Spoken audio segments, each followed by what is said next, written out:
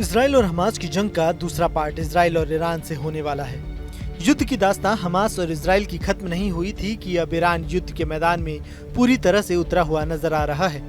Israel ने अपने एक दुश्मन का तो खात्मा कर दिया, हमास चीफ इस्माइल हानिया का, लेकिन अब इसराइल के साथ सीधी दुश्मनी में युद्ध के सामने खड़ा है ईरान, जो अब हमास का बदला लेने के लिए पूरी तरह से तैयार है। यूरोपीय देशों ने जहां ईरान से शांति बनाए रखने की अपील की, तो ईरान ने भी पश्चिमी देशों को इशारों में चेतावनी दे डाली।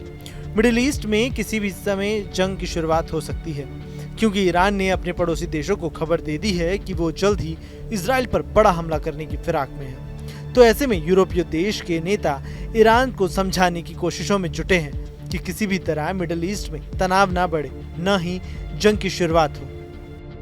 लेकिन ईरान ने इस अपील को ही ठुकरा दिया और कह दिया कि इसराइल को हमास प्रमुख की हत्या की सजा तो भुगतना पड़ेगा।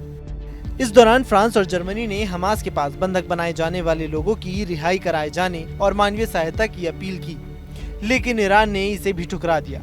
मीडिया रिपोर्ट्स के मुताबिक ईरान ने इसके जवाब में कहा कि इसराइल तेहरान को अपना अधिकार क्षेत्र मानता है, ये स्वीकार नहीं। तेहरान में घुसकर हमला करना, इसका जवाब इसराइल को जरूर मिलेगा, और ईरान ने इसकी मांग को ठुकरा दिया। एक तरफ जहां ईरान किसी भी समय इसराइल पर हमला कर सकता है, तो वहीं इसराइल भी अपनी तैयारियां पूरी कर चुका है।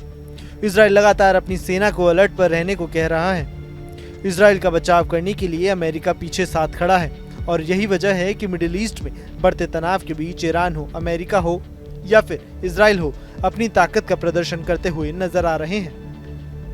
इसराइल के लिए अमेरिकी सेंट्रल कमांड फोर्स के चीफ जनरल माइकल कुरेला तेल अवीव पहुंच चुके हैं।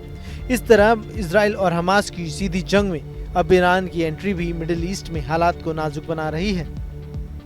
एक तरफ तो कहा यह भी जा रहा है कि ईरान हिजबुल्लाह के साथ मिलकर इसराइल पर बड़ा हमला करने वाला है, जिसके लिए प्लानिंग भी पूरी हो चुकी है, जो किसी भी वक्त हो सकता है। लेकिन अमेरिका भी इस स्थिति को गंभीरता से लेते हुए अपनी जंगी जहाज और पनडुब्बी को मिडिल ईस्ट में तैनात किए जाने का आदेश दे चुका है, जिसके बाद से माना जा रहा है कि इस युद्ध में जहां हमास और हिजबुल्लाह के साथ ईरान मजबूती के साथ खड़ा है, तो वहीं इसराइल के साथ भी अमेरिका मिडिल ईस्ट में पूरी ताकत और सैन्य के साथ खड़ा है। और अमेरिका भी पहले चेतावनी दे चुका है कि अगर कोई भी मिडिल ईस्ट में तनाव बढ़ाने की कोशिश करेगा तो उसे बख्शा नहीं जाएगा।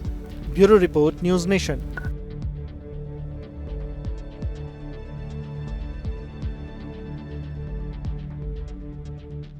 न्यूज नेशन अब व्हाट्सएप पर खबरों के ताजा अपडेट के लिए न्यूज नेशन के इस QR कोड को स्कैन करें।